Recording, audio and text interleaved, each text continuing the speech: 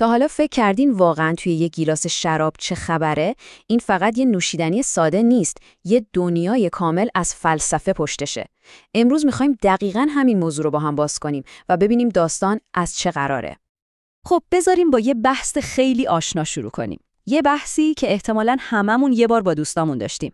وقتی شما میگین یه چیزی خوشمزه است، آیا نظر شما واقعاً به اندازه نظر یه کارشناس یا منتقد حرفه‌ای ارزش داره یا نه؟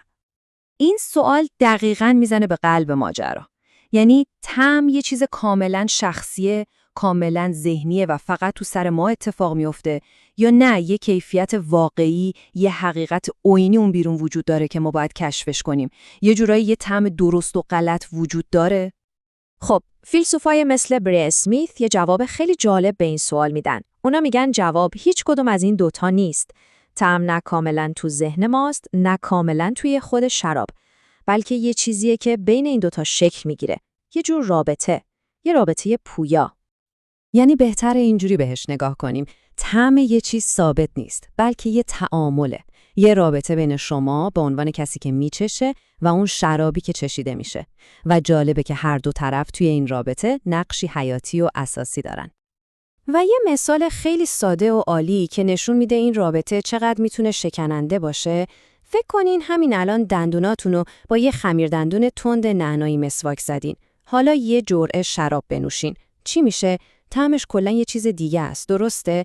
اینجا شراب که عوض نشده، این شما این که عوض شدین، یعنی یه طرف این رابطه تغییر کرده و کل تجربه به هم ریخته. و خب این داستان از اون طرف هم صادقه، یعنی وضعیت خود شراب هم به همون اندازه مهمه. یه وقتای کارشناسا میگن یه شراب بسته شده یا به اصطلاح خوابیده. این یعنی خود شراب تو شرایطی نیست که بتونه تمام پتانسیلش رو نشون بده. پس نکته کلیدی همینه. برای اینکه اون طعم واقعی رو بفهمیم، باید هر دو طرف رابطه، یعنی هم ما و هم شراب، تو شرایط ایدئال باشیم. خب خیلی هم عالی. ولی اگه طعم یه همچین رابطه شخصیه، یه سوال خیلی بزرگ پیش میاد. چطوری اصلا میتونیم در موردش با بقیه حرف بزنیم؟ چطور ممکنه که دو نفر روی طعم یه چیز به توافق برسن؟ جواب توی زبانه، اما نه اونجوری که شاید فکرش رو بکنین. به این نقل قول از خود بری اسمیت دقت کنین. وقتی یکی ازتون میپرسه طعم انجیر رو حس کردی، اون فقط داره یه چیزی رو توصیف نمیکنه. داره توجه شما رو به یه سمت خاص هدایت میکنه. انگار که داره بهتون یه تلنگر میزنه که هی، حواستو بده به این قسمت از تجربت. و یهو شما متوجه طعم میشین که تمام مدت اونجا بوده ولی شما اصلا بهش توجه نکرده بودین.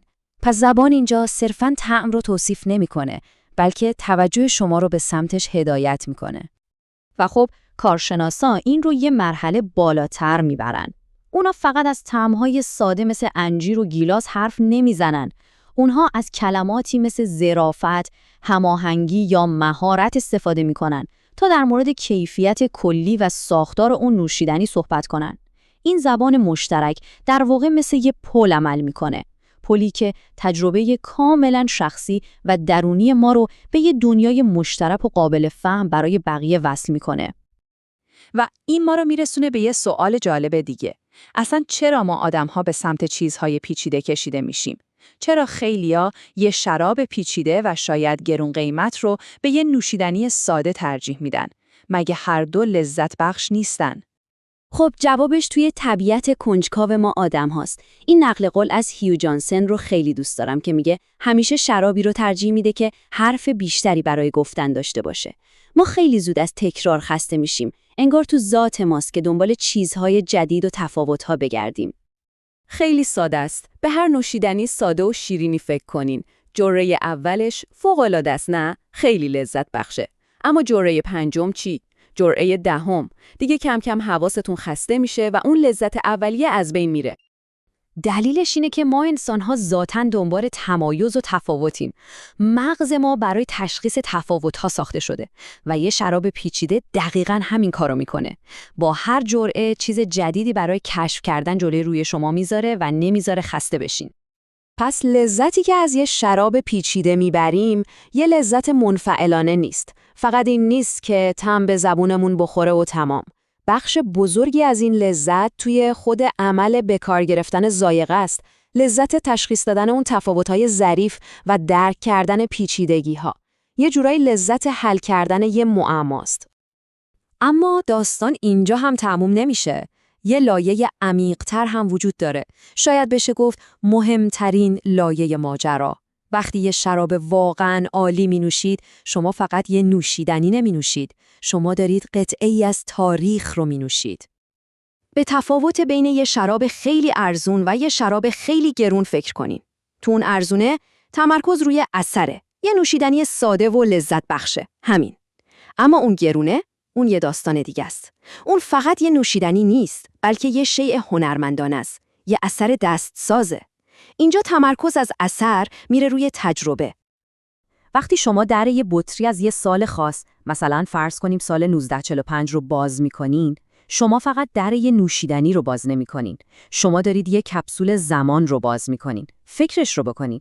انگورهای این شراب رو کارگرهایی چیدن که تازه جنگ تموم شده بود، یه شرابساز مشخص اون رو ساخته، 10 سال توی یه انبار مونده و حالا تمام اون تاریخ، تمام اون زمان روی میز شماست.